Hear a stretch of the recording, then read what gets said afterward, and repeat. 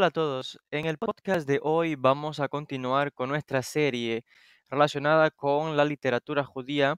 Estamos comentando un libro, recordemos, sobre las cosas más importantes que deben conocer sobre la religión judía, su pueblo y su historia. En este caso, una obra escrita por el rabino Yosef Telushkin.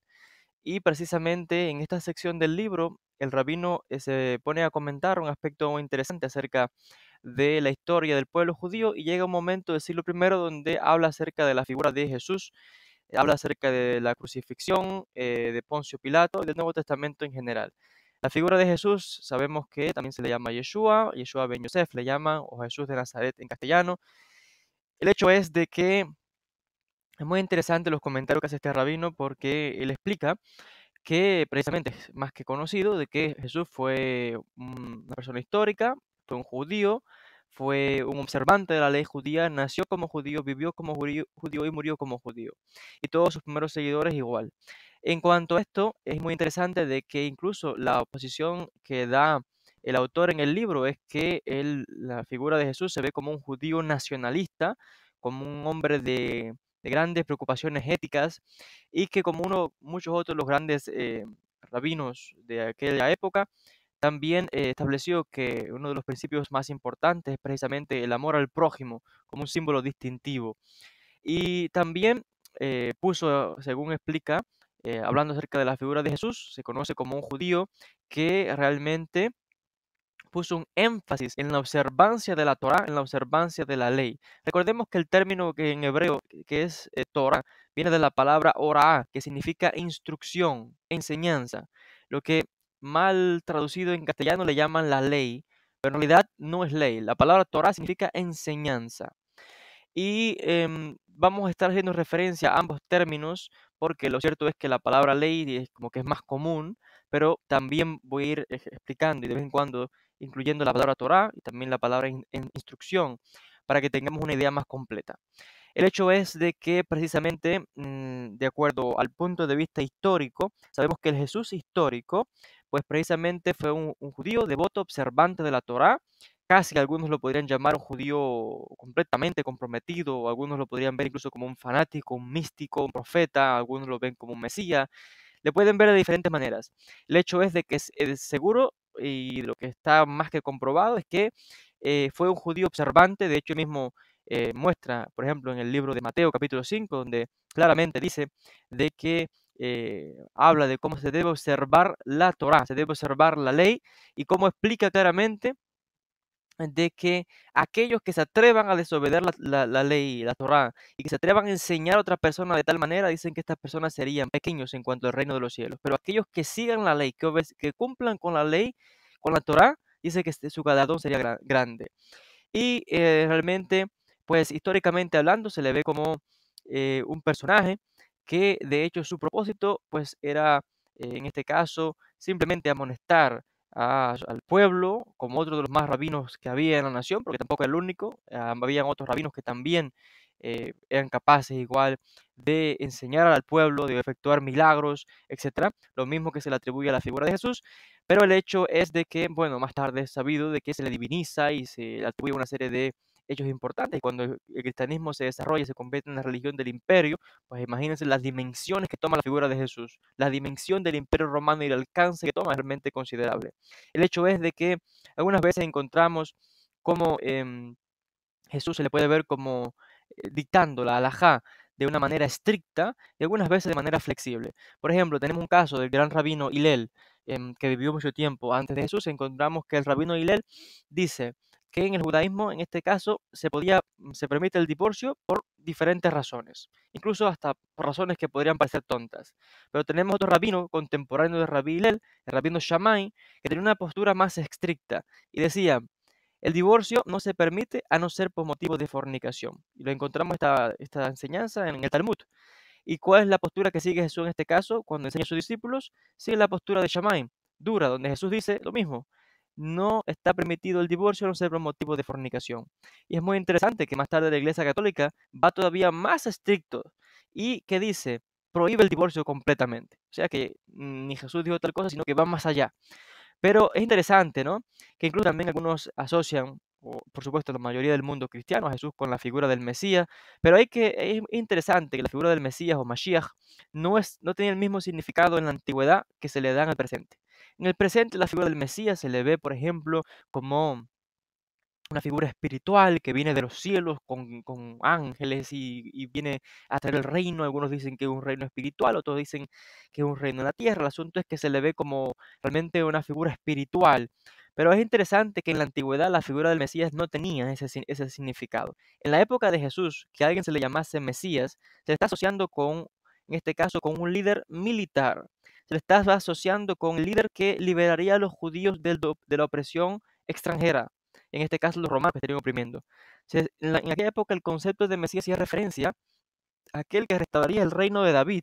Pero el reino de David fue un reino en la tierra, físico, con un gobierno, con ejércitos, con soldados, con ministros, con funcionaba una corte de un rey. Por tanto, un heredero de David tendría que ser lo mismo. Y esto es lo que se interpretaba por Mesías en aquella época, no la interpretación que se le da en el tiempo moderno. Y esto tenemos muchos ejemplos también en el Nuevo Testamento. Cuando Jesús resucita, la primera pregunta que los discípulos le hacen es, Señor, ¿cuándo restaurarás el reino a Israel?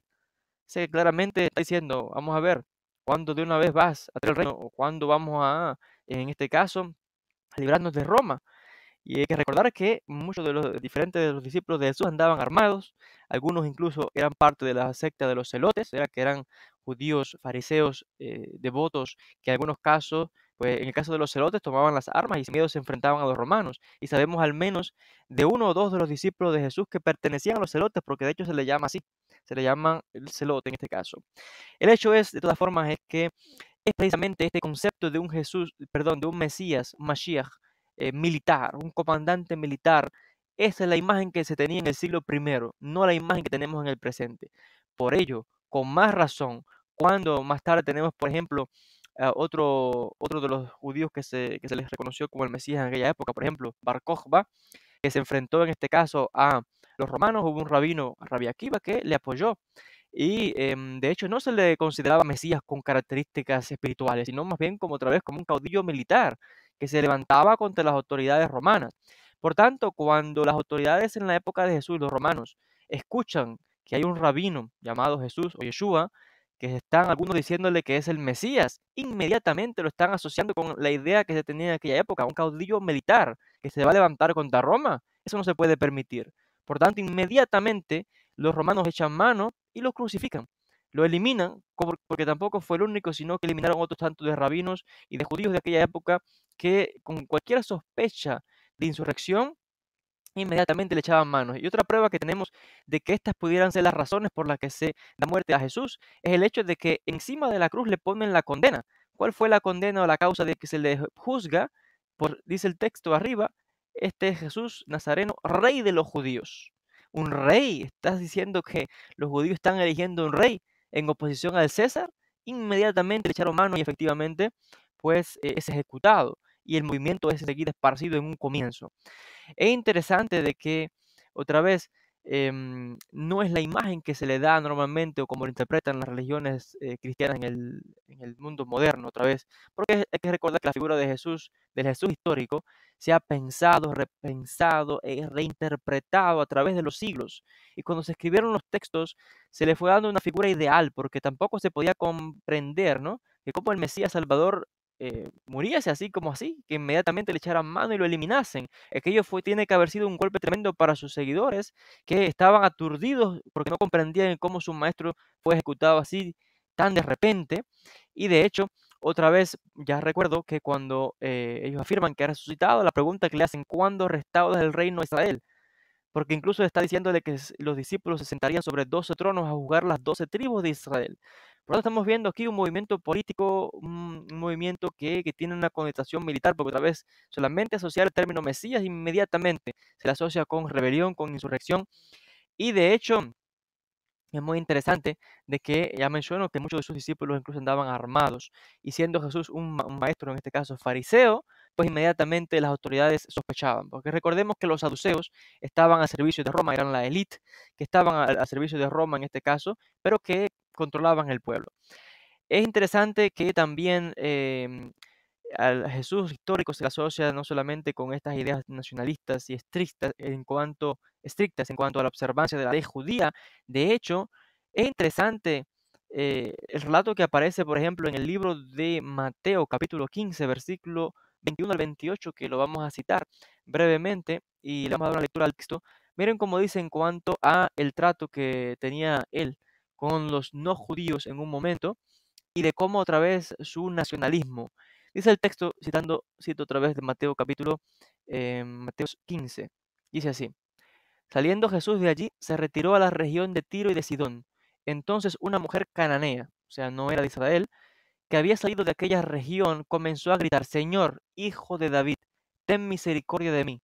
Mi hija está terriblemente endemoniada. Pero él no le contestó nada, o sea, Jesús la ignoró y seguía caminando. Y acercándose a sus discípulos, le rogaban, los discípulos le rogaban a él: atiéndela, pues viene gritando tras nosotros. O sea, Jesús como si con él no fuera, y los discípulos son los que tienen que decirle: vamos, atiéndela, porque mira cómo nos está siguiendo. En ese momento Jesús se da vuelta y dice el texto lo siguiente: y Jesús respondió: no he sido enviado sino a las ovejas perdidas de la casa de Israel. O sea que vemos qué fuerte, ¿no? Lo que le dice, la mujer viene gritando atrás de él, y aquí vemos un Jesús que realmente primero la ignora y tiene sus discípulos que decirle: vamos, haz algo. Y cuando se da vuelta, lo que hace es, con toda contundencia, le está negando la ayuda, porque le está diciendo: no he sido enviado sino a las ovejas perdidas de la casa de Israel. Y la mujer dice así, el texto sigue diciendo: pero acercándose ella, o sea, ella es la que se acerca a él, ni siquiera él se acerca a ella. Dice, ella se postró ante él, se arrodilla ante él, diciendo: Señor, ayúdame. Decía que le tiene que rogar. Y el texto sigue diciendo: y él le dijo: no está bien tomar el pan de los hijos y echárselo a los perritos. Oiga, qué fuerte el mensaje que está mostrando, diciendo, y no sé, esta palabra que es tan fuerte, llama perritos. No está bien tomar el pan de los hijos y dárselo a quien no es de, no sé, del pueblo. El asunto es que dice, ella le responde: sí, señor, pero también los perritos comen de las migajas que caen de la mesa de sus amos. Entonces ya de tanta insistencia y de esta mujer tanta humillación, de rodillas, entonces dice el texto que Jesús le dice: oh mujer, grande es tu fe, que te suceda como deseas. Y su hija quedó sana desde aquel momento. Y él siguió su camino. Entonces vemos aquí un pasaje realmente fuerte que a veces se pasa por alto, pero cuando se examina al Jesús que se está mostrando aquí, es un Jesús realmente nacionalista. Alguien no sé cómo podría quizás a veces describirlo, que está negándole incluso la ayuda a esta persona, que dice que no atiende a los gentiles, que atiende solamente a judíos, solamente a la casa de Israel. Llama, dice, no está bien tomar el pan de los hijos y echárselo a los perritos. Ella sigue rogando, la ignora. Es un relato un poco confuso, ¿no? Porque la imagen que normalmente se presenta de Jesús es un Jesús de amor, que abre las puertas a todo el mundo, que inmediatamente está listo para recibir a todos. Pero este es un Jesús muy, pero muy judío, se podría decir, en comparación con la idea que se tiene de los judíos del siglo primero. Es muy interesante, ¿ves? Y el hecho es de que se le ve como un Jesús nacionalista. Y algo interesante que encontramos también en los comentarios que se hacen acerca de lo que aconteció en aquel siglo primero es en cuanto a la figura de el que tomó la decisión de ejecutarle, Poncio Pilato. Es interesante que tenemos muchísima información de Poncio Pilato en las fuentes romanas e históricas, pero la imagen que tenemos de Poncio Pilato en el Nuevo Testamento no concuerda con la imagen histórica que tenemos de él, porque la imagen que se le da a este procurador romano de Judea en el Evangelio, por ejemplo, en los Evangelios es de una figura gentil, de corazón tierno, de que no quiere ejecutar a este judío, que más bien se ve forzado por las masas, que ve que está compasivo y que no quiere hacer aquello, y que él me lavo las manos, y se ve como un Pilato, no sé, una figura realmente tierna o este hombre justo. Lo cierto es que la historia no apoya esos datos. Y lo cierto es que tenemos un montón de evidencia de Poncio Pilato y siempre se le ha dado la imagen en las fuentes romanas históricas como una persona viciosa, malvada, sanguinaria, brutal, que odiaba a los judíos. Por tanto, cuando estamos viendo en el relato de los evangelios que está queriendo salvar a un judío y a uno que se le llama, que están acusando de Mesías, sea un rebelde contra Roma, y el procurador romano que su tarea es aplastar cualquier insurrección y aplastar a cualquier pretendiente Mesías, como mismo sabemos en la historia que Pilato masacró a miles de judíos y crucificó a otros tantos que se declararon Mesías, y en el caso de Jesús de repente como que no quiere ejecutarlo y se ve tan compasivo que esta es una imagen que no concuerda con la historia. Fue tan cruel este Poncio Pilato que el mismo emperador romano lo tuvo que quitar del puesto, porque lo último que hizo fue una masacre contra los samaritanos terrible. Por tanto, es muy interesante otra vez esta imagen diferente que se le da en los evangelios. Y tiene lógica que lo presenten así, porque recordemos que el cristianismo en un momento cuando se separa del judaísmo es perseguido y estaba prohibido, hubieron muchísimos mártires, matanzas. Por tanto, si este movimiento quería lograr aceptación dentro del Imperio Romano, no podían tampoco, en este caso, mostrar claramente que los romanos fueron los culpables de esta ejecución en complot con la élite de los saduceos del Templo de Jerusalén, porque más que en la fuente romana está más que claro que ejecutan a este judío llamado Yeshua o Jesús. Tenemos, por ejemplo, el historiador romano Tácito, claramente lo dice, que habla de la ejecución de Jesús. Por tanto, aquí como que cambian y presentan un Pilato diferente, como que se ve forzado por la multitud de judíos que le está diciendo que lo crucifiquen y que lo eliminen. Algo otra vez que no tiene ninguna explicación lógica, porque Pilato tenía poder absoluto en Judea. Los judíos primeramente no podían ejecutar a nadie. Y segundo, Pilato tenía un poder absoluto y no había nadie que le podía a él forzar a ejecutar a una persona si él no quisiese ejecutarla. Por tanto, solamente tenía que llamar a las legiones y aplastar a todos aquellos judíos que tenía allí en el patio de congregados y no pasaba nada, porque lo había hecho anteriormente, lo hizo después y lo hicieron todos los que vinieron nuevos. Por tanto, esta imagen de que se ve forzado por la multitud que quiere que ejecuten a Jesús y Pilato como que se ve forzado a hacerlo, históricamente hablando, no concuerda con el Pilato histórico, porque este es un Pilato, ya menciono, cruel. De hecho, los romanos eran tan brutales que sabemos por la historia que en aquel siglo primero ellos, en este caso, crucificaron entre 50.000 y 100.000 judíos. ¿Qué estoy hablando? Entre 100.000 y 50.000 judíos crucificados por los romanos en el siglo primero. O sea, Jesús no fue el único en aquello. Por lo tanto, vemos que simplemente fue otro judío víctima de la opresión romana, otro judío que en defensa de su pueblo también fue ejecutado. Por tanto, es muy interesante estas comparaciones históricas con las fuentes, que luego otra vez recordemos que los evangelios son simplemente textos pensados y repensados, que no son en este caso escritos por Jesús, porque ni Jesús ni sus seguidores dejaron nada escrito. En aquella época no se pone nada por escrito, sino que todo era oral, y que son recopilaciones que iban de boca en boca, que luego en un momento histórico se ponen por escrito, pero se ponen por escrito porque son la reinterpretación de aquel que está escribiendo el texto. Por tanto, el mensaje que está escribiendo es como viene a través de la visión de que lo está escribiendo. Por tanto, ya viene aquí modificado por su propia interpretación o reinterpretación a través de los siglos. El hecho es que, en cuanto a Jesús históricos, ya han mencionado que fue un personaje judío, observante, nacionalista, que hoy probablemente la mayoría de todos los académicos están de acuerdo en que tuvo que haber sido ejecutado por motivos políticos, como claramente lo muestran los textos, como claramente lo muestra incluso el cargo que se le pone encima de la cruz, y también muestra incluso las fuentes romanas, como ya hemos mencionado. Y es interesante otra vez, en cuanto a las enseñanzas que aparecen en los evangelios, normalmente, según explican los académicos, toda su enseñanza está basada otra vez en la Torá, en la ley del pueblo judío, y también está basada en la ley oral. Muchas de las enseñanzas que vienen que supuestamente se le atribuyen a Jesús. Hay algunos pasajes que son un poco confusos, que son algunos pasajes como que dentro del mundo judío de hoy día, como que no tendrían cabida, por ejemplo, donde a Jesús en los evangelios se le muestra como una figura que es capaz de perdonar los pecados. Eso dentro del judaísmo es algo imposible porque solamente Dios puede perdonar los pecados de las personas. De hecho, en el día de Yom Kippur, ese es el día en que es entre Dios, en este caso, y el hombre.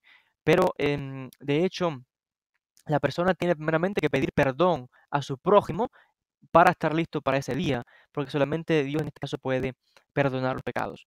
Otra actitud un poco que también como que no se entienden algunas veces las parábolas que usa Jesús, porque otra vez también dice mucho que eso es todo motivo de interpretación, que no hay ninguna contradicción, vale, muy bien. Pero lo cierto es que hay algunos pasajes que podrían parecer un poco complicados de entender. Por ejemplo, cuando él dice claramente que no le pongan ninguna resistencia al hombre malvado, sino que aquel que te golpee en la mejilla derecha, que le vuelvas también la izquierda. Esto es un pasaje que se puede interpretar de diferentes maneras. Hay otro pasaje que, interesante, otra vez que esto dentro de la ley judía como que no va, ¿no? Porque si alguien te da un golpetazo en la cara, nadie va a darle la otra mejilla para que le devuelva. Pero algunos dicen que esto no es algo literal, que se trata más bien de algo metafórico, que no es, que es simplemente una forma de dar una explicación. Pero es interesante que encontramos enseñanzas un poco parecidas de otros rabinos de aquella época y que otra vez están hablando en sentido simbólico. O sea, de que ¿por qué vas a poner resistencia a los romanos y sabes que te van a aniquilar? Por tanto, no te puedes rebelar. También otro pasaje contradictorio, ¿no? Es el texto donde Jesús mismo menciona, por ejemplo, en Mateo capítulo 5, versículo 44, lo podemos citar también brevemente. Es un pasaje que algunos dicen que puede ser un poco contradictorio, ¿no? Con las enseñanzas judías, por ejemplo, donde él dice, pero yo les digo, amen a sus enemigos y oren por los que los persiguen. Este pasaje donde dice amen a sus enemigos, como que estas enseñanzas que como que no van de acuerdo, ¿no? Con la enseñanza de la Torá. Pero claramente Deuteronomio capítulo 7 dice que tienen que eliminar el mal de en medio de ustedes, dice el texto. Tenemos el relato de Moisés, por ejemplo, donde se cuenta de que vio un egipcio que estaba golpeando a un israelita y Moisés, dice el texto, que fue enseguida y mató al egipcio.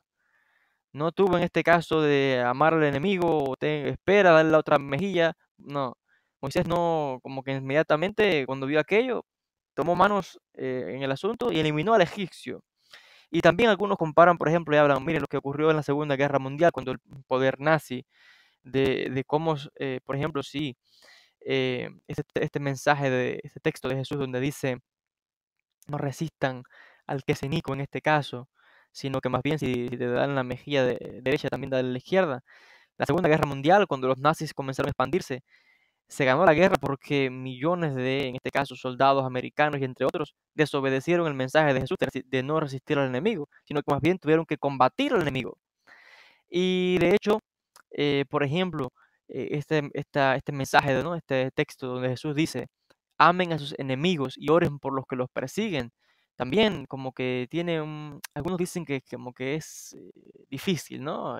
Imposible, porque tal cosa no se puede pedir dentro del judaísmo, por ejemplo. A nadie se le pide, por ejemplo, que ame a los nazis, ni que esté orando por los nazis en aquella época, por ejemplo, y que ame no sé, a Hitler, a todos aquellos locos, sino que al todo lo contrario. Por tanto, este mensaje de amen a sus enemigos, los que están persiguiendo, no sé, a Israel o a los romanos en aquella época, es un mensaje un poco como que no, dentro del judaísmo como que no tiene cabida, ¿no?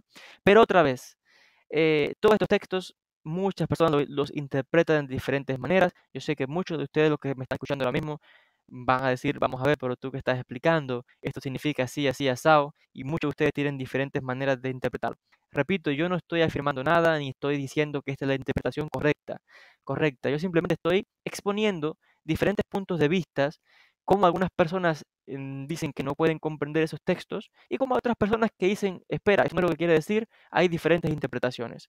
Por tanto, yo no estoy afirmando nada, simplemente estoy exponiendo la información para simplemente como un método informativo para todos ustedes que me están escuchando. Al final, cada cual decide interpretar los textos pues como desee, de acuerdo a su religión, de acuerdo a su creencia. Yo solamente estoy comunicando información. Entonces, lo digo porque no quiero que nadie se ofenda, porque no es mi intención. Otra vez, y yo solamente hablo de un punto de vista histórico y presento diferentes opiniones, cada cual tiene otra vez su opinión personal en estos asuntos. El hecho es de que, ya para resumir y concluir este podcast, la figura de Jesús histórico es la figura de un Jesús o Yeshua, judío, observante de la Torá, que fue ejecutado muy probablemente por motivos políticos, luego se pensó, reinterpretó y se le convierte en el Cristo, en el Salvador, pero que recordemos que ese término de Cristo, que es simplemente la palabra en griego para lo que en hebreo se llama Mashiach, que en español se llama Mesías, no es el mismo significado que se le da hoy que en el siglo primero. Hoy se le asocia al Mesías con una figura espiritual, un redentor, etcétera. En el siglo primero el Mesías se veía como una persona física, un líder militar, un caudillo político que se levantaría a eliminar al enemigo de los judíos. Por tanto, si a Jesús se le declaraba Mesías en aquella época, se convertía inmediatamente en enemigo de Roma y había que echarle mano y eliminarlo como mismo hizo Poncio Pilato. Por tanto, es muy interesante. Compartimos diferentes opiniones, diferentes puntos de vista, y este es el punto de la historia de lo que muy probable haya ocurrido, a diferencia de lo que luego se reinterpreta, se repinza, se idealiza a la figura de este judío hasta que se le da una dimensión global. Y aquí entra una figura muy importante, fue otro judío fariseo llamado Shaul de Tarso. le llaman San Pablo o Pablo. De este personaje vamos a hablar en un próximo podcast. Gracias a todos por la atención y hasta un próximo encuentro.